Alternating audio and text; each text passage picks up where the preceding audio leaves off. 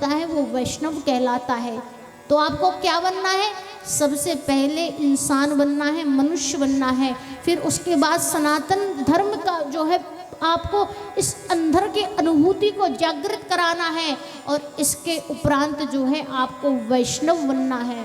और वैष्णव बनने की सुंदर क्रिया है कि सर्वप्रथम जो है स्नान ध्यान करो, तिलक बंधन करो, गले में तुलसी माला हो, आपके जीवन में जो है हाथ में कंठी माला हो, नित्य प्रतिदिन एक माला पाठ की अवश्य करो। इसके बाद भगवान की पूजा आराधना करके जो है अपने गृह कार्यों में लग जाओ। जो व्यक्ति इन कर्तव्यों को नित्य प्रतिदिन पालन करता है जब तक जीवन रहे, वही व्यक्ति जो है वैष्णव कहलाता है।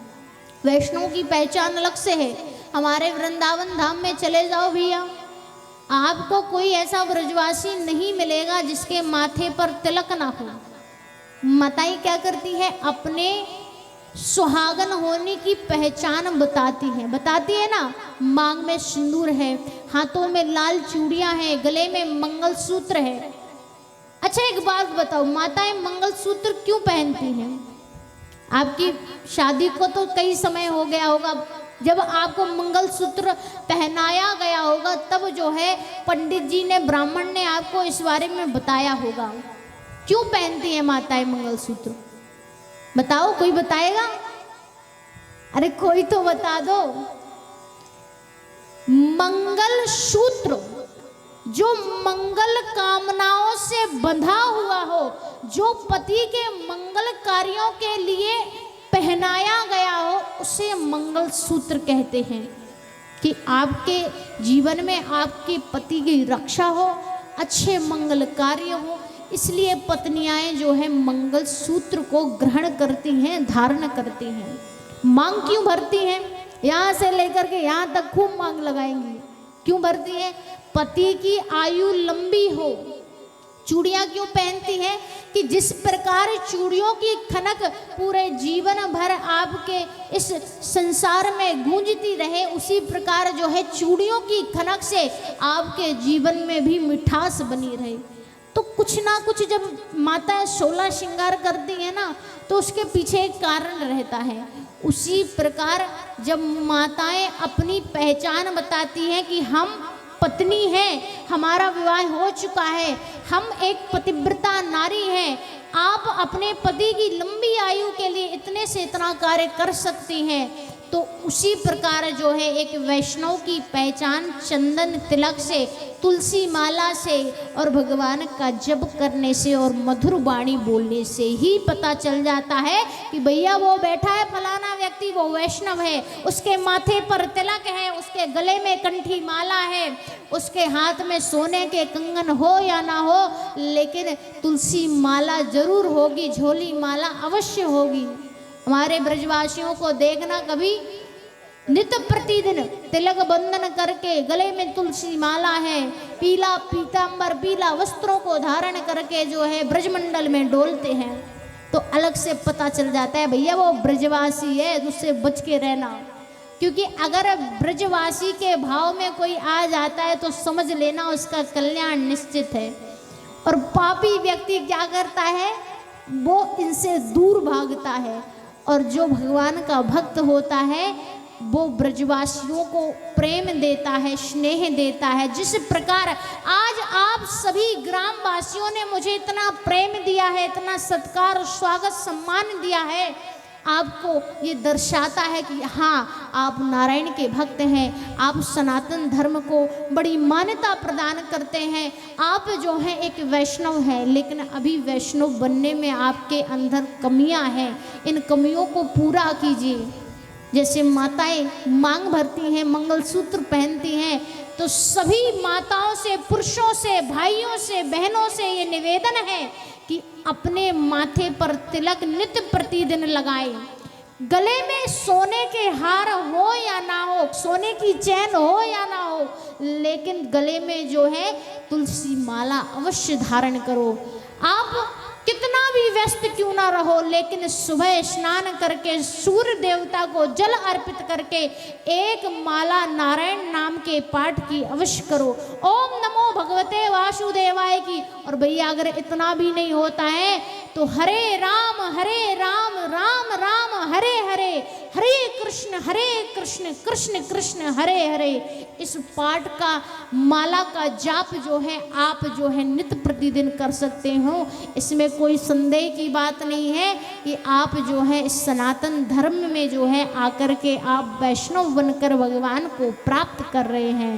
बोले कृष्ण कन्हैया लाल की, राधा रानी सरकार की। तो भैया सबको चेतावनी है, कल से सबके माथे पर तिलक होना चाहिए, गले में कंठी माला होना चाहिए। होना चाहिए कि नहीं होना चाहिए? तो भैया जोर से बोलो, होना चाहिए कि नहीं? अरे आवाज ही नहीं आई, बताओ शर्म आती है क्या टीका लगाने में? मांग भरने में शर्म नहीं आती है तो टीका लगाने में क्यों शर्म आए? सोने की चैन पहनने में शर्म नहीं आती है तो गले में तुलसी माला पहनने में कैसी शर्म है ना? तो कल से सभी लोग वैष्णव बनकर आएंगे। व्यक्ति तो बन गए, मनुष्य तो बन गए, धर्म को तो अपना लिया, लेकिन अभी वैष्णव बनना रह गया है।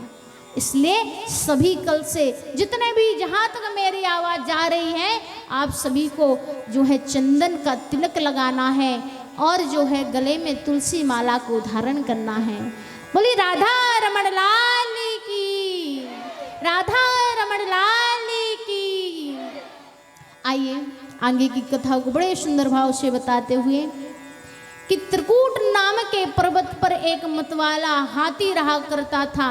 ऐसा हाथी श्वेत वर्ण का सफेद रंग का जो है मतवाला हाथी था। उसके अंदर जो है 10,000 हाथियों के बराबर बल था। आज जो है त्रिकूट पर्वत पर गिरवर पर जो है जब मतवाला हाथी रहा करता था, उसका बड़ा विशाल परिवार था। 50 पत्नियां, 150 संतानें। कितनी? 50 पत्नी और 150 संतानें। आजकल की तो लोग एक ही नहीं झेल पाते, तो भैया खूब दिन रात लड़ाई झगड़े होते हैं। लेकिन अगर आप चाहो ना तो जीवन बड़े प्रेम से व्यतीत कर सकते हो। अगर लड़ाई झगड़ा बनता हो ना तो दोनों तरह से सुलह कर लो। अगर एक बोल रहा है तो एक चुप रहकर सुन लो, और अगर दोनों बोलना प्रारंभ कर दें तो समझ लो हो गई रामलीला पूरी तरह से। पूरी कथा यही निपट गई, क्योंकि व्यक्ति ना सुनना चाहता है लेकिन व्यक्ति सुनाना अवश्य चाहता है। और जिस दिन दोनों व्यक्तियों में से एक ने सुनना प्रारंभ कर दिया, एक ने सुनाना प्रारंभ कर दिया, तो समझ लो तालमेल जो है वहीं पर मिल जाएगा और जीवन बड़े अच्छे से सुखद मिल जाएगा। आज 50 पत्नियों के होते हुए 150 संतानें हैं, बड़ा विशाल परिवार है। लेकिन इस परिवार के चलते जो है आज गजेंद्र की सहायता करने वाला अंतिम क्षण में कोई नहीं था। जब नदी में स्नान करने के लिए आज गजेंद्र अपने परिवार सहित पधारते हैं, नित्य प्रतिदिन कीड़ा करने के लिए आते हैं। लेकिन समय बीतता है और समय बीतते जो है ग्राह आकर के आज गजेंद्र का, अर्थात ग्राह कौन है? मगर है। और ग्राह को कहा जाता है काल। एक काल रूपी ग्राह जो है आज गजेंद्र का पैर पकड़कर उसको खींचना प्रारंभ करता है। और आज गजेंद्र की शादी शक्तियाँ जो है क्षीण होती हैं, समाप्त होती हैं। ये आभास हुआ गजेंद्र को कि मेरे प्राण संकट में है। अपना सारा बल लगा दिया लेकिन जो है नदी से बाहर नहीं निकल पाया। पत्नियों को आवाज दी, पत्नियों से कहा कि मेरी सहायता करो, मेरे प्राण संकट में है। 50 पत्नियों ने सूंड में सूंड लगाकर आज पति गजेंद्र की रक्षा करने का जो है जरा सा उत्साह बढ़ाया कि हाँ हम उनकी सहायता कर रहे हैं। लेकिन जब पत्नियों ने देखा कि इनके साथ साथ हम भी नदी में खिंचते चले जा रहे हैं, तो पत्नियों ने उसी क्षण जो है गजेंद्र का साथ छोड़ दिया, मुख मोड़ करके जो है लौट गई। आंखों में अश्रु की धारा बह रही है। गजेंद्र विचार कर रहा है ये वही पत्नियां हैं जिनके सभी कामों को मैं नित्य प्रतिदिन पूरा करता था। इनने कहा कि लाओ वस्त्र लाओ, मैं वस्त्र लेकर आया। इन्होंने कहा कि पहनने के लिए गहने लाओ, तो मैं गहने लेकर आया। इनके श्रृंगार में मैंने कभी कमी नहीं रहने दी। लेकिन जब आज मेरे अंतिम क्षण आया, जब मुझ पर विपत्ति आई, मुझे दुख का सामना करना पड़ा, तो ये मेरा साथ छोड़कर चली गई। संतानों से कहा कि संतानों मेरी रक्षा करो, पुत्र पुत्री मेरी रक्षा करो। संतानों ने सूंड में सूंड लगाकर रक्षा करना चाहा, लेकिन संतानों का बल भी हार गया और पिता को मोह मोड़कर जाने लगे। पिता ने कहा, पुत्र मेरी सहायता करो, मैं ना रहूंगा तो तुम्हारी सेवा, तुम्हारी सहायता, तुम्हारा लालन पालन कैसे होगा। संतानें बड़ा उत्तर देती हैं सुंदर कि पिताजी तुम चिंता मत करो, माता की देख रेख हम कर लेंगे, तुम्हारा राजपाट जो है ना जितना बचा कुचा हम बड़े प्रेम से चलाएंगे, चिंता मत करो। इतना सुना गजेंद्र ने विचार किया, ये वही संतानें हैं कि जिनके लिए मैं भूखा रह करके इनको भोजन कराया, ये वही संतानें हैं। देख लो ये संसार है, यहाँ संसार में कोई किसी का नहीं होता है, लेकिन जब कोई किसी का नहीं होता है तो उस समय जो है गोविंद सबके होते हैं। लेकिन गोविंद को पाने के लिए गोविंद के चरणों में समर्पित होना पड़ता है। आज एक जौ के समान जो है सूंड रह गई, सांस लेने तक की जो है एक सूंड के छिद्र का जो है लह गया कि आप सांस बस ले सकते हैं, और पूरा शरीर जो है नदी में जल में डूब गया। जब ज्यों के बराबर सूंड रह गई, सांस लेने तक को जगह ना रही, तो उस समय नदी से एक कमल का पुष्प तोड़कर जो है आसमान की ओर इशारा करते हुए आज जो है गजेंद्र प्रभु का स्तुति करते हैं, प्रभु को पुकारते हैं, हे गोविंद हे गोपाल अब तो जीवन हा मत। बस हा उच्चारते ही श्री हरि प्रकट हुए, ग्राह का संहार किया, और ग्राह का संहार करके जो है आज गजेंद्र की रक्षा की। बोले कृष्ण कन्हैया लाल की।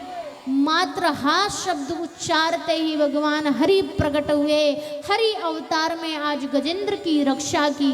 क्योंकि अंतिम समय में जब कोई काम नहीं आता, जब सारे मार्ग सारे द्वार बंद हो जाते हैं, तो उस समय मेरे ठाकुर का, मेरे नारायण का द्वार खुलता है।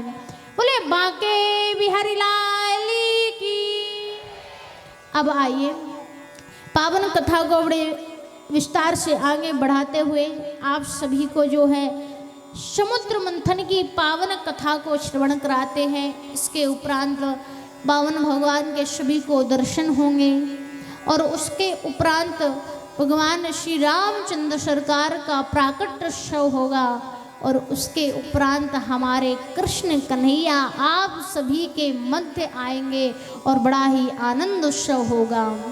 आज जो है दुर्वासा ऋषि द्वारा इंद्र को श्राप दिया गया। इंद्र को जब श्राप दिया गया कि जाओ तुम श्रीहीन हो जाओगे, तुम्हारा राज्यपाट तुमसे छीन लिया जाएगा, तो इसका फायदा उठाते हुए आज शुक्राचार्य जी ने सभी दैत्यों को बता दिया कि अभी इंद्र श्रापित है, जाओ उनका राज्य उनसे छीन लो। शुक्राचार्य जी ने जब अपने शिष्यों को आदेश दिया तो दैत्यों ने जो है राज्य सिंहासन को, इंद्र के सिंहासन को छीन लिया, और 3 लोक 14 भवनों में अब दैत्यों का राज हो गया। जब दैत्यों का राज हुआ तो अदिति माँ भगवान के पास गई, भगवान से कहा कि मेरे संतानों के साथ अन्याय हुआ है और आप चाहे कर भी कुछ नहीं कर रहे हैं, सब कुछ जानते हुए भी मैं कुछ नहीं जानती, आप जो है मेरी संतानों को जो है उनका अधिकार दिलाओ।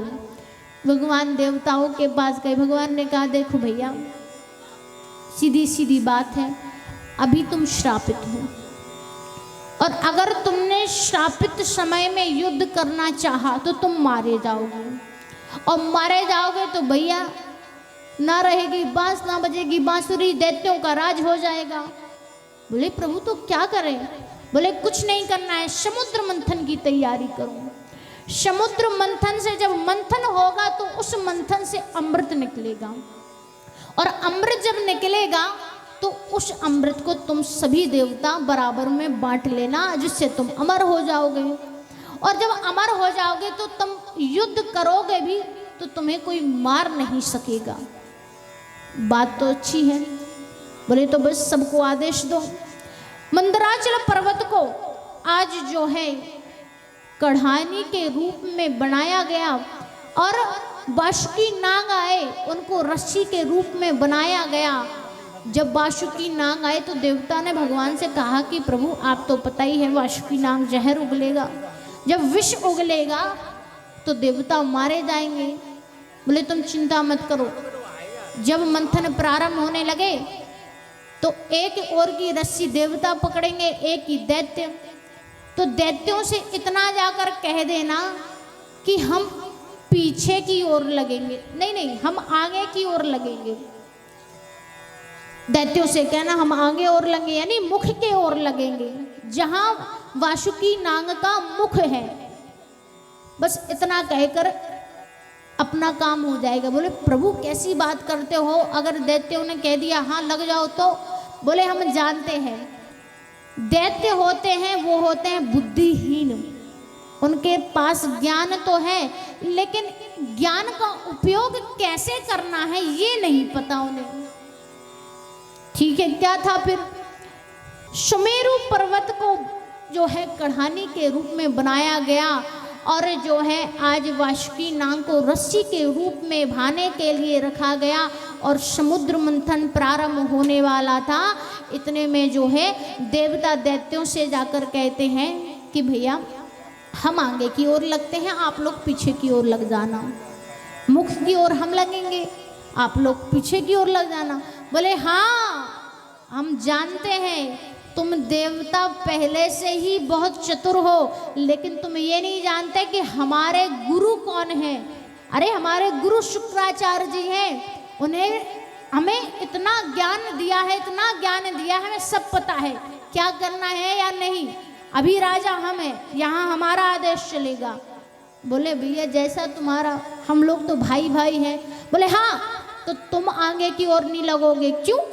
देवताओं ने कहा ऐसा क्यों, हम लोग तो आगे की ओर लग जाते हैं। बोले नहीं हम जानते हैं तुम देवता बड़े चालाक हो, अरे हम पीछे की ओर लगेंगे, मलमूत्र निकलेगा, हम अपवित्र हो जाएंगे। देवता मन में कहते हैं आप पवित्र को पवित्र करने वाली आज तक चीज बन तो गई है, लेकिन जो पहले से ही अपवित्र है, जिनका मन ही अपवित्र है, उसको और अपवित्र करने वाला आज तक बना ही नहीं है। मन ही अपवित्र है तो उसको और अपवित्र कौन कर पाएगा? और जो पवित्र है तो वो कितने भी मैल में रह ले, अर्थात कीचड़ में भी अगर कमल खिलता है तो समझ लेना कि उस कमल का मन क्या है, बहुत ही पवित्र है। देवताओं ने कहा ठीक है आप पीछे की ओर मत लगिए, हम लोग लग जाते हैं। तो देवताओं की ये जो साजिश थी, ये जो योजना थी वो सफल हुई। भगवान ने जो है कहा कि अब तो ठीक है ना, अब तो किसी को अपनी मृत्यु का भय नहीं रहेगा। बोले हाँ अब सही है। देवता पीछे की ओर लगे और दैत्य आगे की ओर लगे। समुद्र मंथन प्रारंभ हुआ, सुमेरु पर्वत समुद्र में डूबने लगा। उस समय भगवान के पास गए, भगवान से प्रार्थना की तो उस समय भगवान ने कछुए का अवतार धारण किया। पुनः जो है समुद्र मंथन प्रारंभ हुआ। जब समुद्र मंथन में से हलाहल नाम का विष निकलना प्रारंभ हुआ, भगवान भोलेनाथ के पास गए, उनसे आग्रह किया, विनती की। आज जो है उस हलाहल नाम के विष का पान करने के लिए भोले भंडारी आए और आज जो है उस विष का पान करके अपने कंठ में उस विष को विराजमान करके आज जो है सभी की रक्षा की। इसी कारण जो है भगवान का एक नाम नीलकंठ नाम से भी जाना जाता है। बोले नीलकंठ भगवान की। अब क्या था, समुद्र मंथन से जो है नाना प्रकार के आभूषण वस्त्र और नाना प्रकार की वस्तुएं जब निकलने लगी तो उनमें से जो है 14 प्रकार के रत्न निकले। श्री रम्मा विश्वारुणी अम्ब्रिय शक गजराज, इन प्रकार से 14 प्रकार के रत्न निकले। श्री अर्थात लक्ष्मी जी, वारुणी अर्थात जो है कौस्तुभ मणि और भी आगे करके जो जो चीज़ें निकलती गई सबको रखा गया, थोड़ा थोड़ा सब में बांटा गया। लक्ष्मी जी विष्णु जी को ब्याही गई, मणि भगवान को दी गई, चंद्रमा जो है शंकर जी को दिया गया। कौस्तुभिक मणि जो है जब भगवान ने अपने पास रखी तो उसका तेज, उसका चमक इतना था कि पूछो ही मत। और सुरभि गाय वैद्यों के लिए, उपचार के लिए दी गई। आज भगवान ने धन्वंतरी अवतार धारण किया, धन्वंतरी अवतार से भगवान ने सभी को दर्शन दिए। अब जब अंतिम में अमृत निकला, उस अमृत को लेकर देवता जब जाने लगे तो दैत्यों ने वो अमृत के घट उनसे छीन लिए। भगवान को सारी बात बताई कि दैत्य तो सारा अमृत ले गए, अब क्या करें? बोले तुम चिंता मत करो।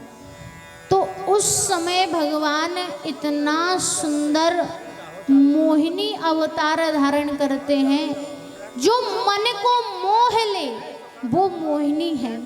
आज भगवान मोहिनी अवतार धारण करते हैं, दैत्यों के पास आते हैं, दैत्यों से कहते हैं अरे आप थक गए हो गए, हार थक के जो है आपको कष्ट ना हो इसलिए आप ये अमृत के घट मुझे दे दो, मैं सभी दैत्यों में जरा जरा सा जो है अमृत का पान सभी को कराऊंगी। उसके उपरांत जो है सभी ने खूब हलाहल करके जो है मदिरा का पान कर रखा था। और आज भगवान का इतना सुंदर स्वरूप देख करके, क्योंकि भगवान छलने आए थे, मोहिनी का इतना मनमोहक रूप था कि कोई पहचान ही नहीं पाया कि यही श्री हरि विष्णु है। आज भगवान ने छल लिया और जो है धीरे धीरे करके जब सभी को लाइन में लगाया गया तो उस समय देवता भी आकर लाइन में बैठ गए। बोले ये यहाँ कैसे, ये तो शत्रु है। बोले तुम चिंता मत करो, अरे तुम जानते नहीं हो क्या, लगता है तुम्हें तुम्हारे गुरु ने कुछ बताया नहीं है कि जब अमृत निकला तो अमृत के पहले क्या निकला, मदिरा निकली, विष निकला। बोले हाँ बात तो सही है। बोले जब ये निकला तो इसके अंतिम में अमृत निकला तो इसके ऊपर हो ना हो विष होगा, मदिरा होगी और इससे आपको भली बात ही नुकसान हो सकता है, ये आप भी जानते। बोले हाँ।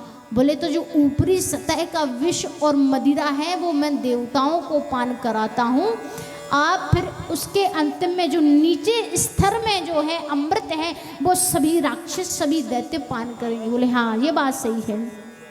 मदिरा में इतना धुत थे लोग कि उनको पता ही नहीं चला कि आज भगवान छलने आए और वो छल भी गए। आज भगवान ने सभी देवताओं को बराबर में जो है अमृत का पान कराया, लेकिन एक दैत्य समझ गया कि हो कुछ ना कुछ गड़बड़ है, तो देवता बनकर जो है देवताओं की लाइन में बैठ गया। और जैसे ही उसने एक बूंद अमृत की पान की, गले से जैसे ही अमृत निकला भगवान ने पहचान लिया, चक्र सुदर्शन छोड़ा और सर धड़ से अलग कर दिया। लेकिन उस समय तक नाभि तक जो है अमृत पहुंच चुका था, अमर हो चुका था। इसलिए ब्रह्मा जी ने उसे राहु केतु बना दिया, ग्रह बनकर जो है विचरण करने लगे। यहाँ पर जो है आज जो समुद्र मंथन बड़े ही भावपूर्वक संपन्न होता है, देवता अमर हो जाते हैं, अमर होकर दैत्यों पर आक्रमण कर देते हैं, युद्ध में विजय होते हैं और 3 लोक 14 भवन पुनः जो है देवताओं को प्राप्त होता है। तो उस समय राजा परीक्षित सुखदेव जी महाराज जी से कहते हैं, महाराज हे व्यास जी, क्या इसके बाद दैत्य चुप रहे, दैत्यों ने कुछ नहीं कहा? बोले कैसे कुछ नहीं कहा? अब इस बार जो है सबसे बड़ा आक्रमण कर दिया देवताओं पर दैत्यों ने।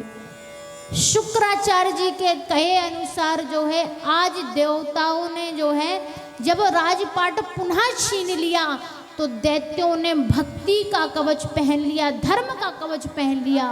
बोले धर्म का, भक्ति का कवच?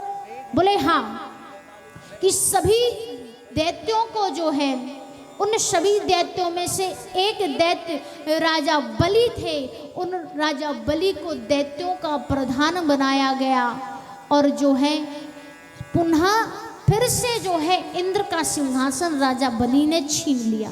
बोले वो कैसे? अभी अभी तो जो है राजाओं, आज अभी अभी जो है देवताओं ने जो है पुनः अपना सिंहासन पाया था, लेकिन फिर से कैसे छीन लिया?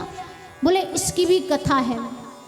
कि एक समय में दैत्यों का राजा राजा बलि जो है पूर्व जन्म में जो है वो एक डाकू हुआ करता था, चोरी किया करता था।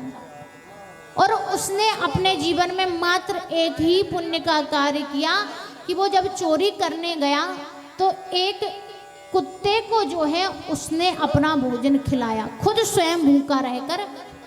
तो उसके फल अनुसार जब यमराज जी से पूछा गया, यमराज जी ने पूछा कि भैया तुमने जीवन में सिर्फ पाप ही पाप किए, क्या किया? पाप ही पाप किया। डाकू हो, चोरी चपाटी के अलावा तुमने कुछ काम नहीं किया, लेकिन तुमने अपने जीवन में सिर्फ एक काम किया है, तुमने एक भूखे को भोजन खिलाया है, एक ये पुण्य बस मात्र किया है। तो 18 मिनट का तुमने पुण्य किया है, तो 18 मिनट में तुम कौन सा भोग भोगना चाहोगे बताओ? बोले जो मांगेंगे वो देंगे। बोले हाँ।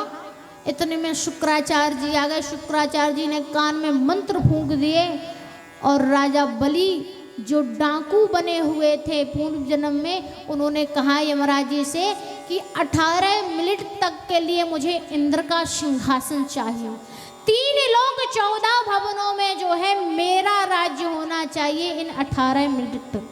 बोले ठीक है। इंद्र को समझा दिया कि भैया 18 मिनट की बात है, कुछ नहीं होता है, सब ठीक ठाक है। जैसे ही इंद्र के सिंहासन पर बैठे, मदिरा का पान किया, आज जो है मदिरा का पान करके इतने धुत हो गए कि जो है शुक्राचार्य जी की कही बात राजा बलि को याद नहीं रही। एक छोटा सा पत्थर उठाकर, कंकड़ उठाकर जो है शुक्राचार्य